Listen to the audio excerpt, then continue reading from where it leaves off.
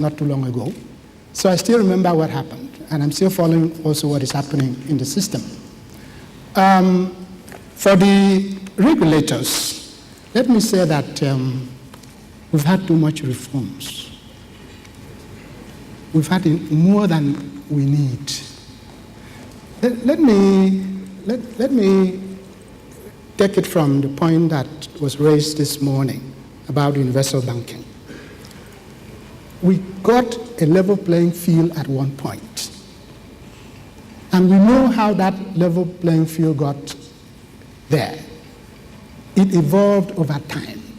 It started with BOFIA in 1991. With BOFIA, it was possible for commercial banks to do some of the things like equipment leasing that was being done only by merchant banks. By 1996, merchant banks were even allowed to take small deposits. And because of that, every merchant bank wanted to be a commercial bank. And ultimately, by 1999, merchant banks were allowed to convert from merchant banking to commercial banking. And all of them converted except one. So why did they do that? Because we are dealing with an industry that is strictly oligopolistic. In our basic economics, we know that in oligopoly, that interdependence is the key. Everybody wants to do what the leader is doing. And that's what happened. And that's why every merchant bank wanted to be a commercial bank. So now, we had a crisis. Those banks failed. And we know why they failed. And as regulators and supervisors, we also have our share of the blame. Now, we now have a new system. We say we're now going to have regional banks, national banks, international banks, merchant banks. We have these distinctions, and we specify capital ratios or capital levels for each of them. Now, it seems to me that somehow we have lost sight of the history, of our banking history, that indeed, as far as that industry is concerned, a regional bank wants to be a national bank tomorrow. A national bank wants to be an international bank tomorrow. Because at this time, as at last year, the biggest banks, 10 of them control 80% of the total deposits in the system. So who wants to be left as a small bank somewhere? And we know what happened to all the regional banks and the state banks. They all went bankrupt. Some of us had to go and face depositors and liquidate banks that were in our own community and in our own states. So my fear here is that I hope the journey we are embarking on, that history will not repeat itself. Now, let's look at, again, what happened. We said now we want to ring-fence banking. So when we ring-fence banking, then we are going to stop bank directors from using subsidiaries to loot depositors' funds. That's been the key argument for the new system. But must you throw away the baby with the bathwater? Maybe not. Because there were things that went wrong that we ought to have looked at. Because if we don't look at those things, we're going to go back to exactly what had happened before. Take the issue of regulation. In our wisdom, we said, let's have a financial services regulatory coordinating committee, which was a very good idea. Let all the regulators in the financial market get together and exchange information, coordinate supervision, and above all, prevent supervisory arbitrage, a situation where an operator would choose who to supervise it. But let me tell you, that committee met initially, started very well, but we didn't follow through because the chairman of that committee was supposed to be the governor of the central bank. The governor of the central bank was too busy with other things to attend meetings all the time. So it was a deputy governor that was supposed to be there. And in the Nigerian context, you now have a chief executive of other regulatory bodies who will now come and have the meeting being chaired by a deputy governor instead of the governor. So what does he do? The next time he sends his deputy. So at the end of the day, that committee didn't work as it ought to have worked, which then meant that what was happening in the capital market, the people in the money market didn't know about. And that was the beginning of our trouble.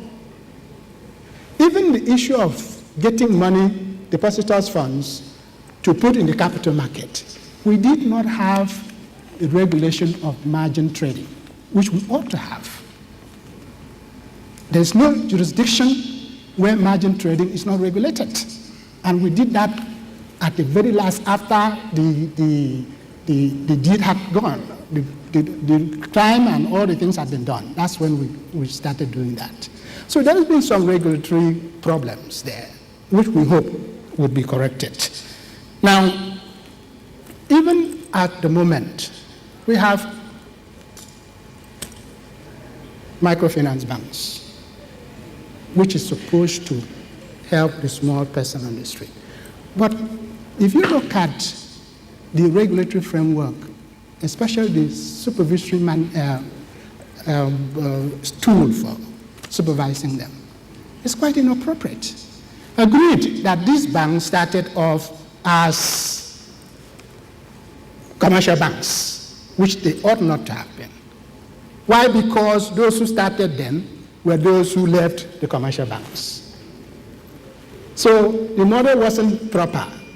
We ought to have looked closely at what is happening in Southeast Asia, not only in terms of operations, but in terms of even supervising those units.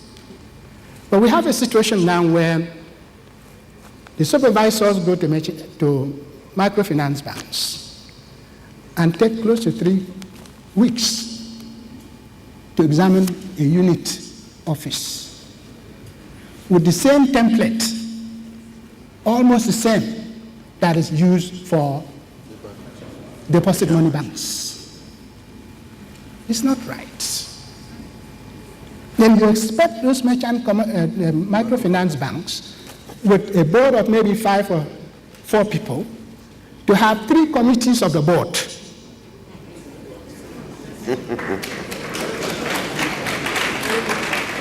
So these are some of the issues we need to streamline if we have to move forward.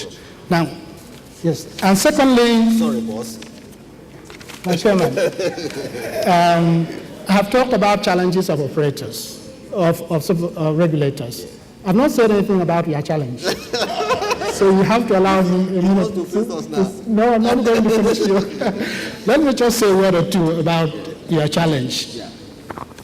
I think operators have challenges. In fact, one of them is even having to cope with the changes we have, the changes in the regime. But thank goodness, you now know. You don't have to ask the question, what kind of capital should we have? Because I remember in 2005, when the MDs of banks and chairmen of banks met, and they were told that the share capital will now be, minimum capital will now be 25 billion. Somebody said, excuse me, sir, is it paid up share capital or shareholders' funds? And the question was, which one should it be? At the end of the day, wisdom prevailed, and somebody said shareholders' funds. But at least now you know it's paid up capital for you. So these are issues that shouldn't be. But as operators, you face a challenge. I don't know whether you still have enough of them or all of you have them. Unauthorized insider transactions. Of course, the issue of transparency and information disclosure had always been a problem. Of course, at the NDIC those days, you say, well, we're trying to minimize premium payment. But we're talking about banking now. We're talking about credibility. So if you send us information that is not factual, then what do I say about you as an institution? So these are issues I hope we've been able to address. And of course, the issue of risk management. It's not just a problem for regulators in that they have to supervise using risk-based supervisory approach, but you also have to have all the tools you need for your risk management. The necessary mitigants for credit risk and mainly operational risk, at least those two risk classes. So these are challenges I think would have to be met before we get to where we want to be. And of course, we talk about the customers. There are customer-related challenges. We used to have professional borrowers, and they're still there. Unfortunately, some of them have migrated from the deposit money banks to even these small microfinance banks. They're collecting money and they're not paying. I remember when we got to a point we had to meet Mr. President for assistance to get a big political debtor to pay a failed bank. And that is somebody we had reported to the police for weeks, and the police never would find him. But it took the president calling the IG and saying, Mr. IG, I want to see this man tomorrow. If he doesn't pay, this bank will not pay me my dividends. NDIC will not pay me my dividends. And the police produced that man the following day. They brought him to us. And that's somebody they couldn't see in a very long time. So these borrowers are still there. It's an issue one has to address. Then the use of existing credit bureaus is a challenge. There may not be enough, but even those ones that are there are not being used. Of course, there's also the issue of having to implement fully the financial inclusion strategy that the central bank has come up with. It's something good. We can't have a situation where we have financial inclusion of only 36% for Nigeria, when you have 41% for Kenya and 68% for South Africa. And of course, central bank is telling us that we'll get there up to 70% by 2020. But 2020 is really,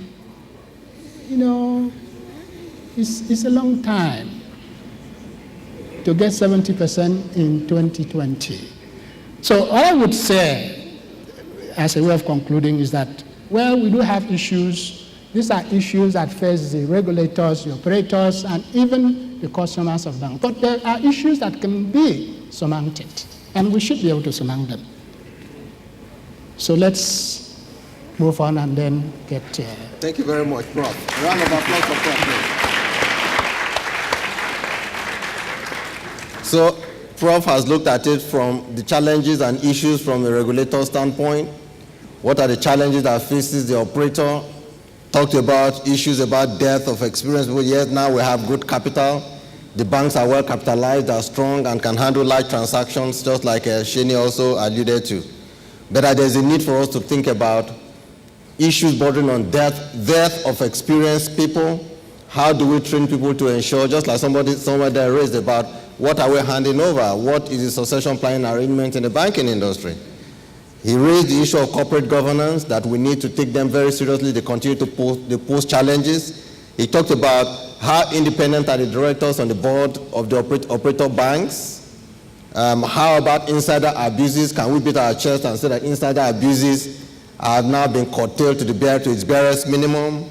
Issues about inaccurate reporting by the operators still remains an issue that needs to be considered, and most importantly, actually the risk management issue. So I think I will give Deacon Ajibola his own turn to speak. Thank you, Deacon. Yeah, thank you, Chairman. I think we need to situate certain key concepts here. Positioning Nigerian financial services industry for global competitiveness. The first question is, what exactly are we competing for? If we cast our mind back as bankers, as operators in financial services industry in Nigeria, I think we've been competing for completely wrong things. And that's the beginning of the problem. We've tried to define and redefine what competitiveness means, as opposed to what it should mean. In this industry, at a time, our competitive edge was defined by which bank had the tallest building in Marina Broad Street. And we want to call for an award. Which one had the largest chunk of his loan portfolio to housewives, housemaids, and so on and so forth? Which one hit the first 1 trillion in whatever parameter, however defined? Even the basic fundamental business of banking, as defined by the likes of Adam Smith, up to modern day economics, that definition has not changed. 3 basic things, and we need to ask ourselves, how are we competing in those areas? We mobilize deposit, we loan out, we create money. In all these areas, how do we mobilize? My friend Alex Oti was trying to react to the remarks of the minister in the morning. In banking, at times it's jargon in, jargon out. You can't give me public sector money at 15%, however that is arrived at, and ask me to lend to Agric at 2%. I will ask some questions that border on efficiency of my business model. And when I'm giving out loans, we ask ourselves again, as operators in this environment, what drove the largest chunk of our loan portfolio just to parley with the Joneses? This bank had this size of portfolio, I must be the bank. What's the quality of the assets we eventually created? Money creating capability of banks had a lot of implications in terms of how we financialize, even the deposit we mobilize, the effectiveness of the transmission mechanism between the financial services industry and the real sector, which is what will impact on the performance of the MD of Guinness and others in the real sector. How effective is the transmission mechanism, which is the responsibility of the regulator again? So all this put together, then we now ask ourselves, how ready, how prepared are we to face global competition? Global competition will be defined by a very straightforward, well-defined, well-organized set of parameters. Many of them, or most of them, we've mentioned. We've talked about the financial strength of these financial institutions. What is the strength? In terms of capital base, in terms of deposit base. We talked about what determines our performance. How do we measure performance? Profitability, asset quality, the quality of manpower, the technological tools available to us to operate our various business models, to serve the customer. Even our product offering, the multivarious products we have, how they meet the needs and aspirations of our customers, even the quality of our service delivery. Let me refer, Mr. Chairman, let me refer us to what Lord Denning, one in fact referred to as father of jurisprudence, what he said when he was counseling some new wigs, some new lawyers. He said, look, legal practice, legal profession is first of all service to humanity, but that in the process of serving humanity, you may earn your meal ticket. There are 3 other professions that go along: medical profession, banking profession, and those who take to the pulpit. The first consideration is service to humanity. I think we got it wrong in this environment when we redefine banking to be business first before service. What my friends call entrepreneurial banking. So the moment we box ourselves to that corner, we redefine the indices of competition. And we started looking at so many other things. Even at macro level, things that we should be considering that will determine how competitively prepared are we to face global financial providers. Our payment system, how robust, how effective, how efficient. Even how we developing banking habits. What proportion, if we have to define a monetary economic stance, what proportion of our total money supply in this environment now is currently outside the banking system, currently in circulation, still so high, despite all the noise, despite all the proliferation of banking institutions and financial institutions in the 90s and up to now. The banking habit is still very, very low. The capacity to deliver the various products we talk about, even the regulatory capacity, legal and institutional, how effective, how prepared are we? Quality of staffing, quality of monitoring, quality of control, quality of reporting by our regulatory institutions, how effective, how efficient compared with our competitors outside these shores. Then we now extend this to the contribution of banking and financial services to growth and development of this environment. We have to look at all this put together. We've talked about ethical standards, corporate governance practices. Because entrepreneurs entered banking and changed the face of banking and redefined banking practices, we started having emperors, octopus in banking, as opposed to what should be a conservative, a profession that looks first at what can I contribute to my environment, instead of what can I contribute to my pocket. So put all this put together, Mr. Chairman, we should remember that we are competing with advanced economies, producing very multivariate kind of banking services, banking products, with their strengths, with their capabilities, with their competencies.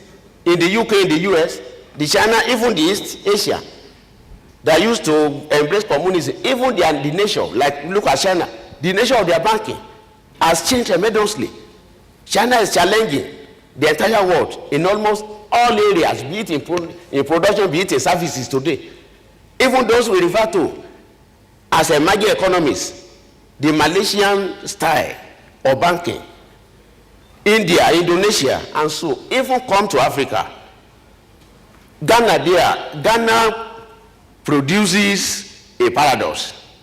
You see, when Nigerian banks go to Ghana, the labor movement in Ghana protested, said, no, we don't operate this way. And I am aware some Nigerian banks were warned to say, no, the way you've been doing it in Nigeria, don't enter Ghana with that kind of mindset. So even in Ghana, in Kenya, in South Africa, how competitively prepared are we to egg them out? It therefore comes to what are the issues, what are the challenges. We've talked about ownership structure. So long, banking is first of all considered as business. Because in business model, you consider so many things. There's opportunity cost of whatever you invest. So if I can have 15% return on my investment somewhere else, whatever that banking institution where I have my money as investment must do, produce either that 15% or I move my money. So madness, in quote, became the order of the day in trying to meet the expectation of various stakeholders. That's a major challenge. And that poses a threat to our preparedness to compete internationally.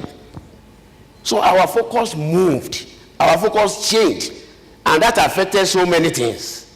And as of today, if we ask ourselves, if banking were to be like any other kind of business, and laissez-faire economy takes over, free entry, free exit, which Milton Friedman, one of the earliest monetary economists, said must not be so, because money is involved, and money is a very delicate article of trade.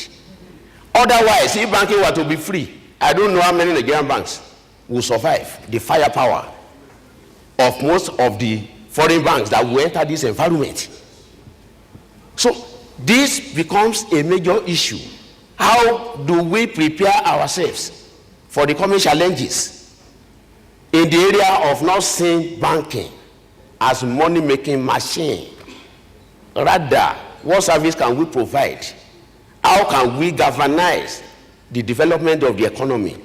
How can we meet the needs and aspirations of our people? When we talk about benchmarking, international best practices, what platform are we prepared to create, to provide, to compete internationally?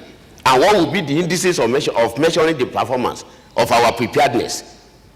We've talked about all this, Mr. Chairman.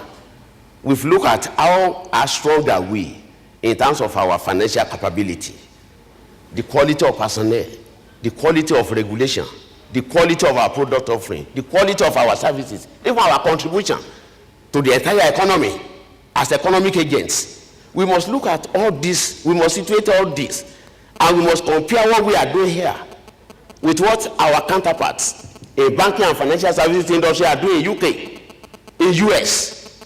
We must compare that with what is happening in emerging economies. We must compare that with what is happening even in Africa here. It is at that point we will be able to define certain parameters that will be applicable. Either we are talking about a bank in Nigeria or we are talking about a bank in US. The first 1,000 banks in Nigeria, we said some Nigerian banks are there. Maybe they are there because of their ability to, their capability for resilience. Maybe they are there because we've tried to redefine and reshape the face of banking within the last couple of years. Can we sustain that? The regulations we are talking about, we've run into a number of policy contradictions, policy somersaults, policy gaps, policy conflicts. If we continue in this, how prepared are we going to be in facing those that want to compete for Nigerian business, even for Nigerian business, with the existing banks? These are the issues we need to look at, and these are the challenges. Thank you, Mr. Chairman. Thank you.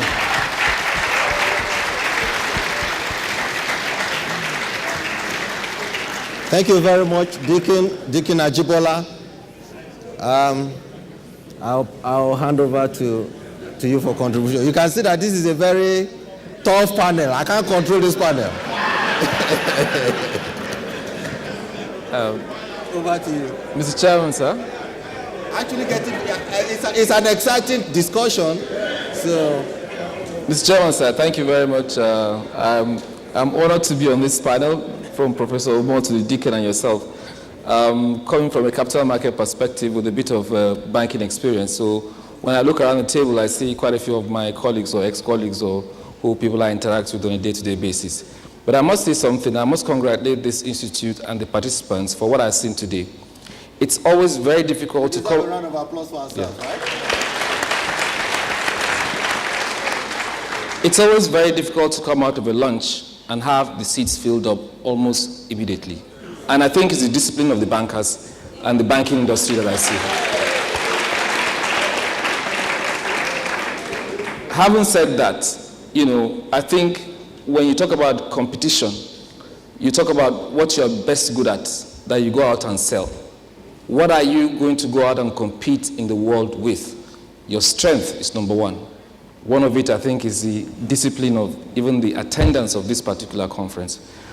But in doing that, there are also other sides that you have to look at. For example, bankers have been touted to be, you know, workaholics who we see each other on 3rd Milan Bridge at 5 a.m. in the morning.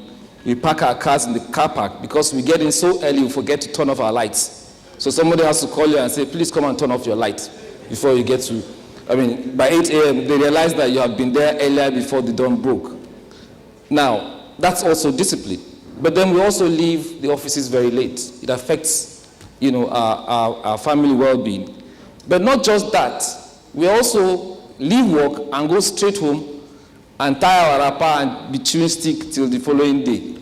We don't go out and socialize. We don't go out to, you know, interact very well. Now, why am I saying this? There are certain things that we need to do in this environment, and especially in the industry. One is the idea of interaction with customers, like, Diageo and the rest of them, if we sit down with them and understand what their needs are, tendency is that we produce the right products and the right services and offer it to them because we understand them. But unfortunately, our generation of bankers are the ones that drive 2 hours to work, 2 hours back to work, tie wrapper, have chewing stick, and sleep in the morning. But if you happen to be one of those ones that also patronize the products of Guinness and go out to have a drink in the night, who do you have a drink with? How productive is that? Now, I'm tying it to the competitiveness that you're going to have to go out there and compete with the world. What are other people doing, like yourselves, who you're going out to compete on a day-to-day basis? Do they empower themselves in the way of understanding what the customer wants and providing it? Do they also use that particular knowledge to produce products such that the cost of delivering that product is even lower than the customer expects? Before you even come back and talk about regulation, because if you don't have a product to sell, what is the regulator that's doing for you? Nothing. It is important to have regulation, there is no doubt. Important to have, what's it called, political stability, because the springboard for you to go and compete is your home. It's very, very important to have corporate governance. But then how do you know all of this? How do you know that it's practiced properly? So you can write a document, and you can say, I'm practicing it. But deep inside you, are you actually practicing that? It's very important. Because that helps you automate that system such that when you begin to implement those things, they're actually deep-rooted in your system. Disclosure is also very important. It's not just disclosure, it's the timeliness and the quality of disclosure. Because if you're disclosing what you're doing out to the world and people can see clearly that it's on time, it's transparent, the tendency is that you're likely to be a partner in business or in whatever they do with you. I think we also have to think about that. I looked at it from a perspective of the handshake between, like you said, Mr. Retu, the handshake between the capital market and the money market, which is the banks in this case. Today, the capital market is only 17% of GDP of Nigeria. At 120 billion, that's paltry. You ask yourself, why is that? Is it easier for someone to go to a bank and raise money to do business than to come to the capital market? I like what the Prof said about, the handshake between the regulators in terms of how, policies are made. Policy consistency is so important for people to even come and address the market. And I think we're working towards that direction in terms of the committees that have been made to actually develop that consistent policy. For example, I understand the FRC is now developing one corporate governance code for everybody in Nigeria. And I think that's a good step towards where we should be. Everything has been said, and that's why I'm very happy that I'm the last speaker, because after the Prof has mentioned all the things that we want to hear, and I think the Deacon also added most of it. I don't think there's much more I want to add about it, apart from the fact that, I think when we look at the world, there are certain things we must look at. We must look at ourselves. Comparative advantage is very important. You must have that principle. What is it best we are good at doing? And that's what we should export, rather than mirror what people are doing, because it might not fit into what our competencies are, what our capacities are. And also there's the issue of culture, which we must carry along, because we can't shed it away. These are things that I think we should discuss, we should look at before we go out to compete. Thank you very much. Thank you very much, Haruna. Well, at least he concluded by saying that for you to be seen to be globally competitive, you must have what I call comparative advantage skill. And practically everybody talked about it. Shini talked about it. Prof talked about it. And of course, he has also reiterated that. I think I would, at this stage, allow the audience to ask a few questions. But I'll be surprised if there are too many questions, because it's like we've had a full day from the panel members. But at least it would be nice to take a few questions. Can someone please move the mic around, please? I see a hand here. Then after him, there's a lady over there. Where's the mic?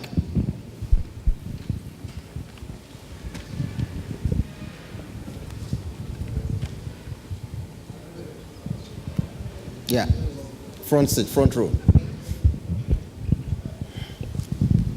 Thank you very much, Mr. Chairman. Thank you, panelists. The Guinness MD and the bankers on the other side have said everything. one thing has been left out, and it's key: politics. The problem with our banking system is politics. I'll just give you policies or politics? Politics. Or politics, okay. Yeah, politics. I give an example and leave us, very intelligent people that are gathered here, to sort it out. When Britain experienced the financial meltdown, and they saw that even the big boys in the industry messed up, they traced the problem to Bank of England. What did they do next? They advertised for who is going to be on that seat and gave the job to a consultant to select. As long as somebody sits down at Aso Rock and calls another person from nowhere, consulting or not consulting anybody, and puts that person there in the central bank, who knows it's not reporting to the economy, it's not reporting to the banking industry, it's reporting to somebody sitting at Aso Rock. So long shall you have what Dika Ajibola stated as policy inconsistencies in the industry. Yeah, some assault and everything. We may not be able to appreciate it except you have worked near them. If somebody can wake up one, I want to give that as an example of what happens in Nigeria. Somebody wakes up one day and says all the toll gates in Nigeria should be brought down, costing millions of naira. And since then, our roads have been horrible because there's no money to repair them. And those toll gates are going to come up again with billions of naira. Why do we as a country empower one single person as much as we do? And all he needs to do is to make a pronouncement and everybody starts running around like chicken. That is a major problem. And that is why you find, and I don't want to go giving you examples of the behavior and the misbehaviors of central bank governors. Somebody wakes up one day and just takes a decision. That's it. And everybody goes along with it. And because our banks and bankers, particularly our top bankers, have so many skeletons in their cupboard, they get to the bankers committee, and whatever the governor says, yes sir. When they are tired of taking instructions, they start sending their subordinates. As long as you don't have the regulator working with the operators, the MDs sitting down, before a regulation comes out in the UK, I'm not talking about America, and I'm not too familiar. But UK, I'm familiar. Before they bring out a regulation, they will have put it in the system 1, 2, or 3 years. Since the conservative came in now, they've been talking of changing from Financial Services Authority to something else. They have not brought it out. Somebody gets to the governor's office in Nigeria, and the next day he makes a pronouncement. No consultation with anybody. He just makes a pronouncement and gives such reasonable, in quote, deadline that nobody can meet. Okay. And so thank you very much. Thank you very much. Thank you for your contribution, sir. The supervisors as well. Yeah. Because there's also confusion about this. With the supervisor, the same thing. I am happy that Professor Omo is speaking the way he's speaking now. And I will also advise... Okay, thank you, sir. Thank you for the contribution. I will advise my institute to always bring back those who have served so that we can hear the truth. They can hear their experience. Dr. Ajibola is also, I'm sure that if we had asked Dr. Ajibola when he was at First Bank, when he was at Intercontinental to come and speak, we would not be hearing these revelations.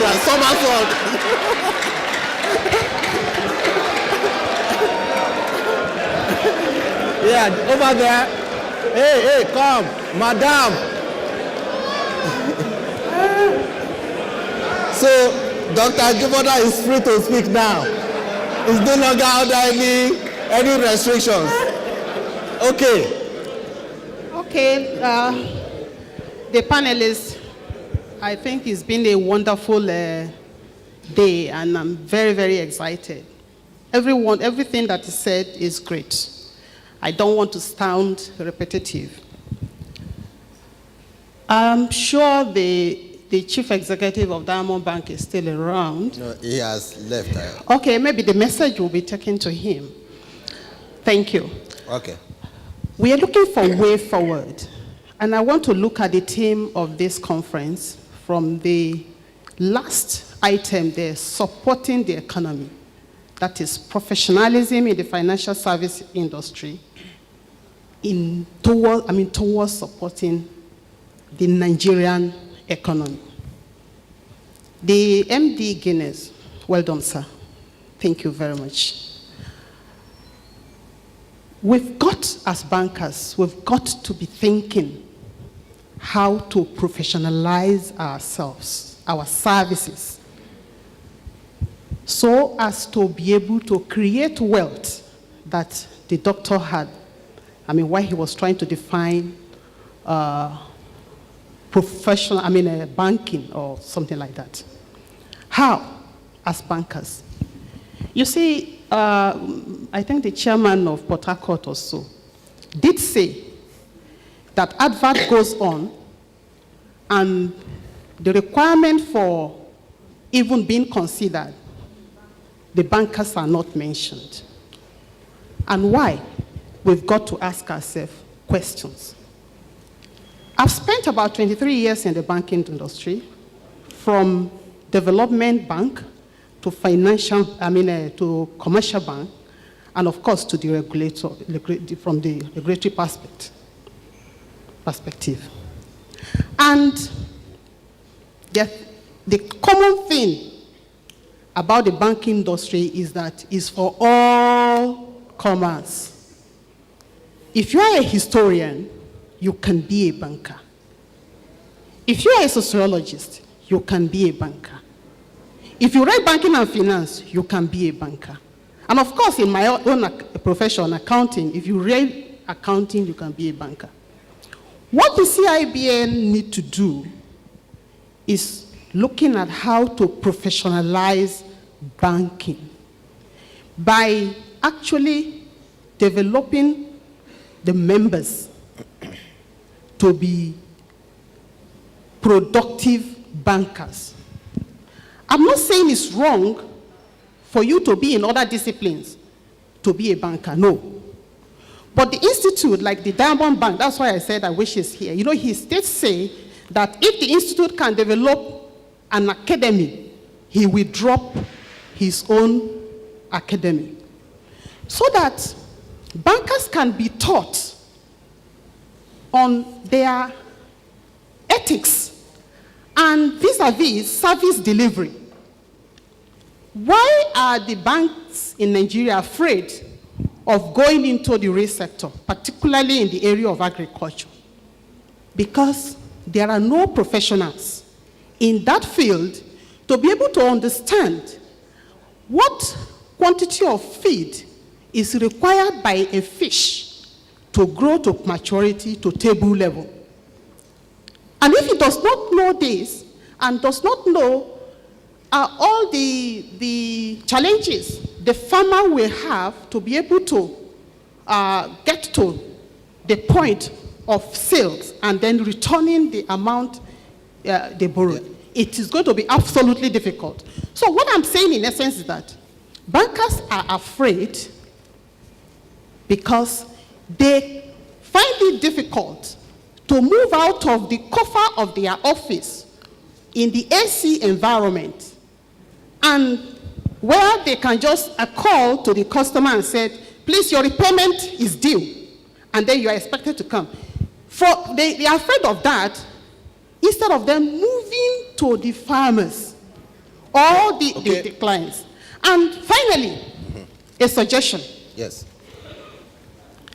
I want to appeal to the chief executives of all our banks, in line with what the Dangote was doing, to identify a project.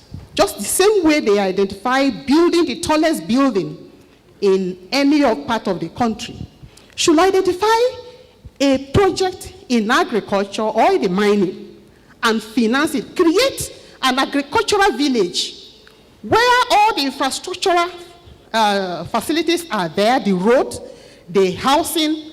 And for these young, energetic, unemployed graduates, engage them, not directly manned by them, but identifying farmers who can be able to do that, and then they're going to improve the economy. Thank you very much. Thank you very much. Thank you very much.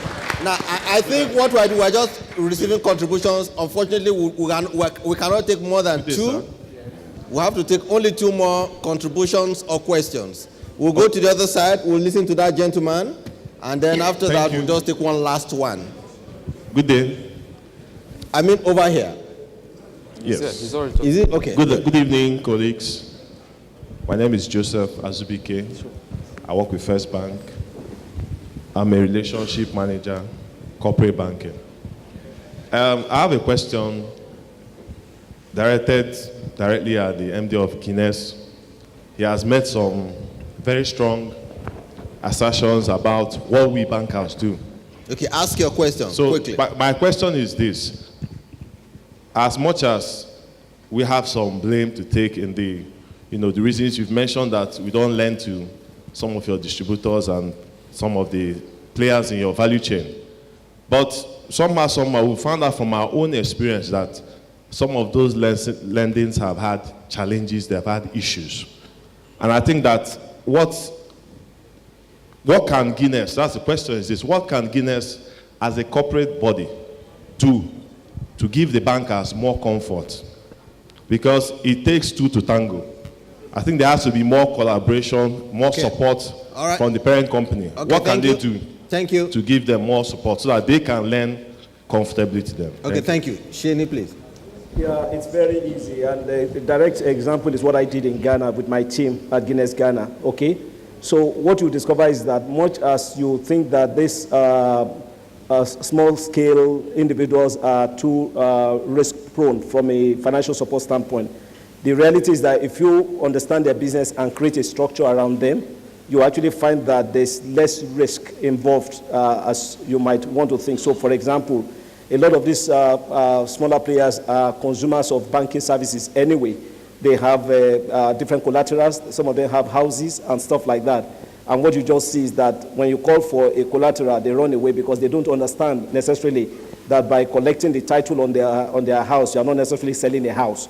So a bit of it is a lack of communication. What we did actually in Ghana then was that we got in our own lawyers paid by Guinness Ghana and helped those small players, the retailers, actually, collateralize is that the word? Yeah. Their assets. Okay, so we did the registration for them. We did evaluation for them at our cost and then passed them on to the bank. Before you knew it, they were actually paying us back the cost of those services because it transformed their lives. They stopped, borrowing at some ridiculous rates and started accessing cheaper funds just on account of the fact that they didn't have security. So speak to us. I think the point I was making is that it's not enough for you to be interested in my business. If you're not interested in a business that pulls from me, at some point, the pipeline is going to be blocked anyway. Correct. That's the reality. Thank you very much. Thank you very much. The last question. I'm Aminu Gorebi from the Association of Jury Change. Hold on. We have not told you to speak here. I only told this guy here to speak. So you hold on.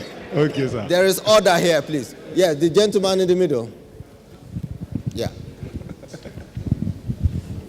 Yeah, good evening, everybody. Unfortunately, my question still go to the MD of Guinness. I'm in trouble. But I really want to take something home. I pick it from the definition of the topic that repositioning Nigeria Bank for global competitiveness issue and challenges. I just have to ask a question. If you have option, you are looking for financial service to pick.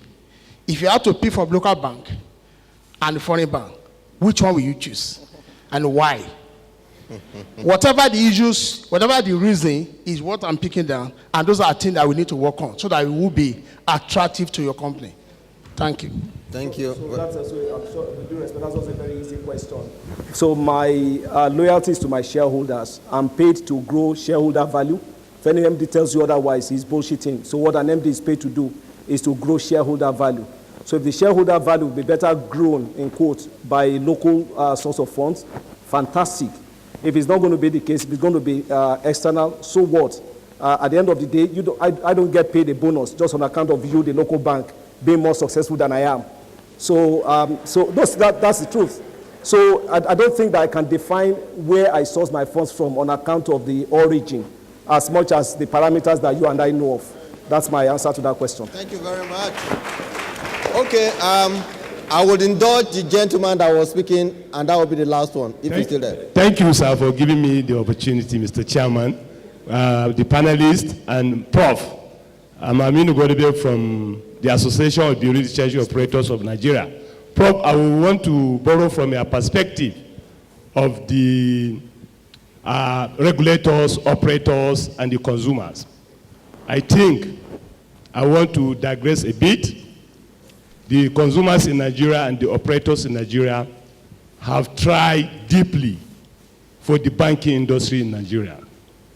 Just 2 years ago, about 4.1 trillion naira was used to save the banking industry. Recently, there was a cashless policy, a baby of the Bankers Forum and the Central Bank of Nigeria. This was a strategy to globalize the banking industry. But my heart bleeds. For instance, in Lagos, the policy have taken up till now, we have not had zero banking. COT zero COT. The bank are still thinking, like the prof said, making trillions as their profit. Instead of this effort, this support to reduce the cost of their banking services, so as the interest rates can go down, so as there will be at least lower charges for we the consumers. Okay. Two, sir, what is the banks doing to support the economy in terms of foreign exchange stability?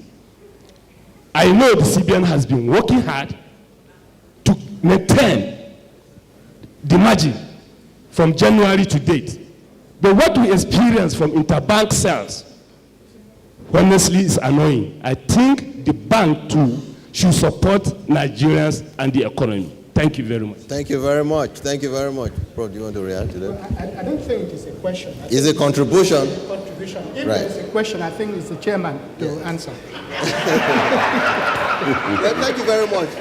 Well, I think let me sit here at least representing the banks and the CEOs. The banks are doing their best, and just like Shani said, unfortunately, the banks will always take the beating. Everybody wants interest rate at single digit or the lowest possible rate. But of course, people are not asking the banks at what rate they are taking monies from depositors. Depositors today have become very knowledgeable, and they are asking for better return for their monies. And all banks do is just to intermediate between those who have the money and those who want the money. So, but I think as much as possible, what I can also say here is that within the limits of within these limits, banks will continue as best as they can to continue to contribute to the development of Nigeria. And I think on this note, I want to thank all of us. I want to thank the audience who has been excellent. They've listened attentively, and I'm sure that you've enjoyed this panel discussion. Prof, I want to thank you for being here. Dr. Ajibola, thank you so much for those insightful contributions. Haruna, thank you so much. And of course, my brother Shini, thank you for bringing us the manufacturer's perspective to globalization. I want to thank all of us, and I think this is the end of the session. Thank you very much. Thank you. Very well. I'll be to come and see you often. We have a... Thank you. Time for the group photograph. It's the end of the session, but there's no end to a good applause for a job very well done. Let's put our hands together. And